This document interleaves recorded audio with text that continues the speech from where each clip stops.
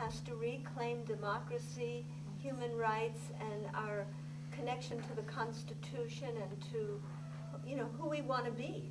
And these last 10 years, we've, with the Patriot Act, with the development of torture, with the use of terrorism as an explanation and an excuse for taking away basic constitutional rights.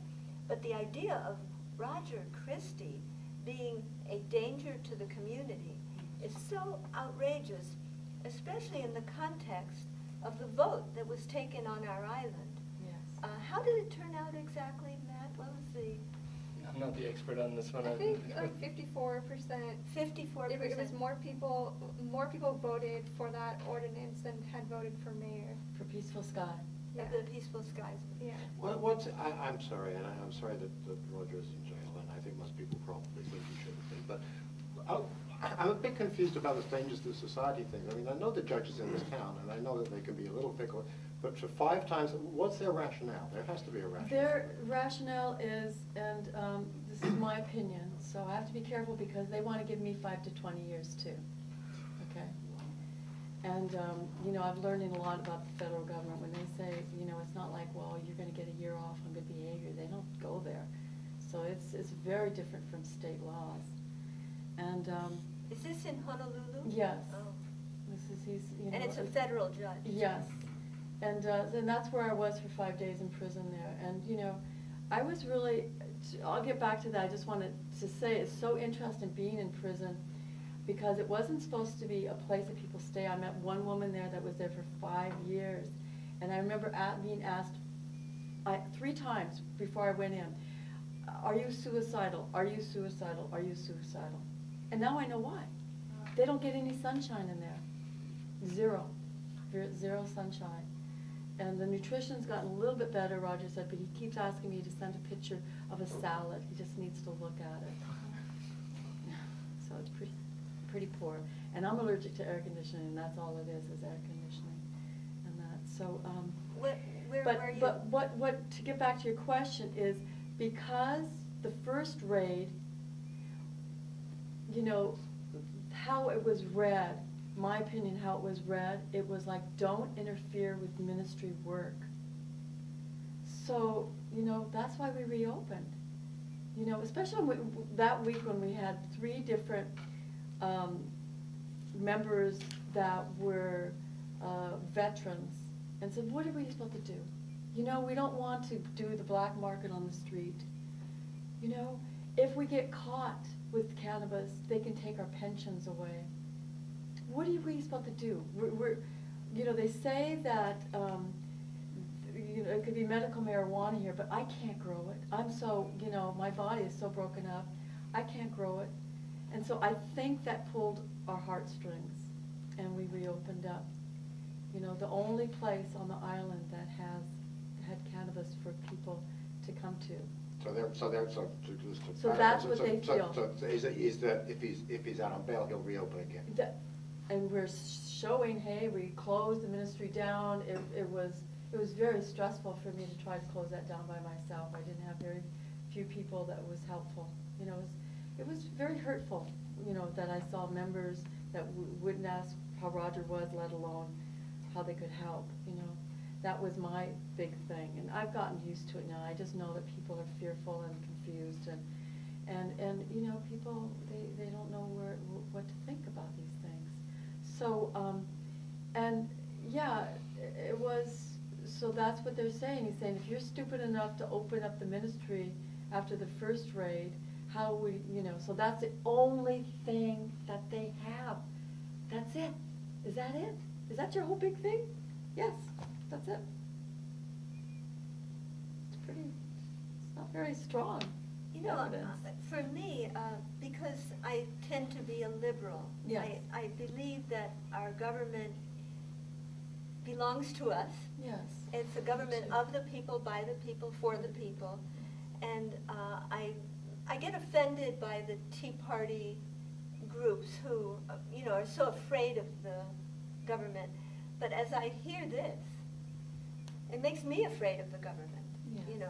It's like, yes, can you have the government becoming a fascist, authoritarian, repressive agency that doesn't allow for people to be secure in their homes and secure in their communities? Because actually, the Roger Christie ministry, has been around for a long time. How long? 10 years. We just celebrated in September, 10 years. And he's been on the island 24 years as of, I think it was August. Right. He's been saying the same thing. In fact, I'm just getting the copies of the meetings that we attended for the county council on Peaceful Sky.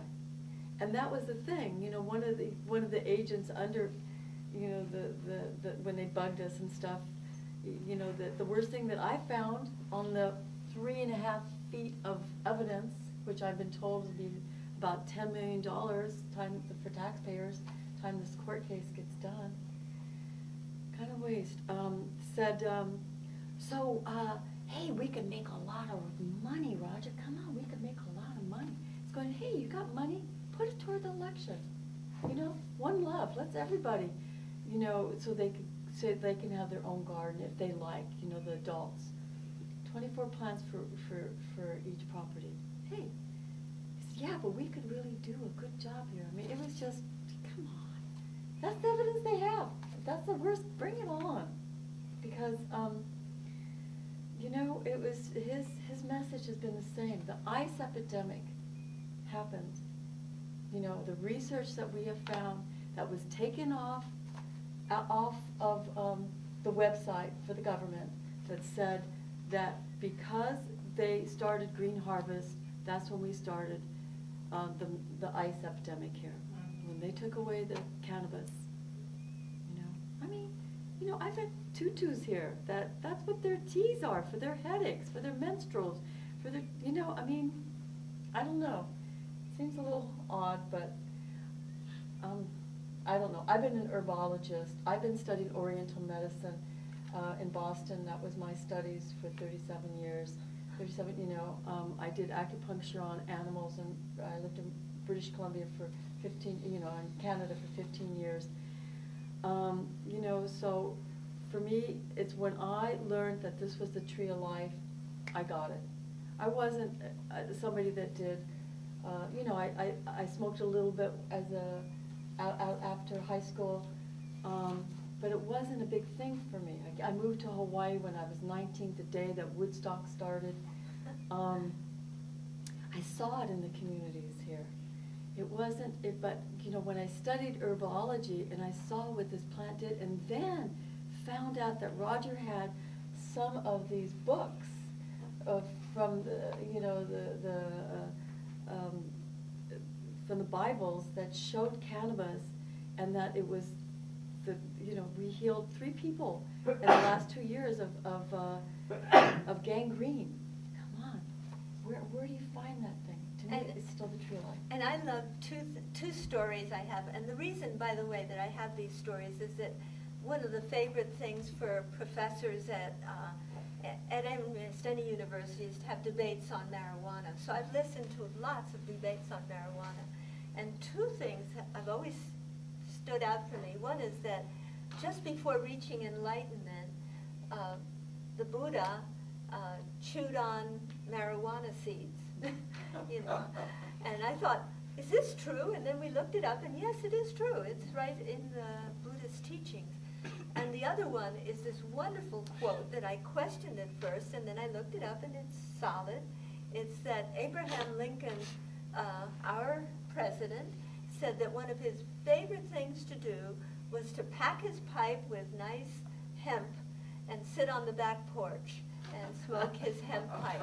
And I thought, gee, what a great model for us to be rejecting one of the favorite Honest Abe's, But to realize that this is something, I was going to ask, what's the name of Obama's Attorney General?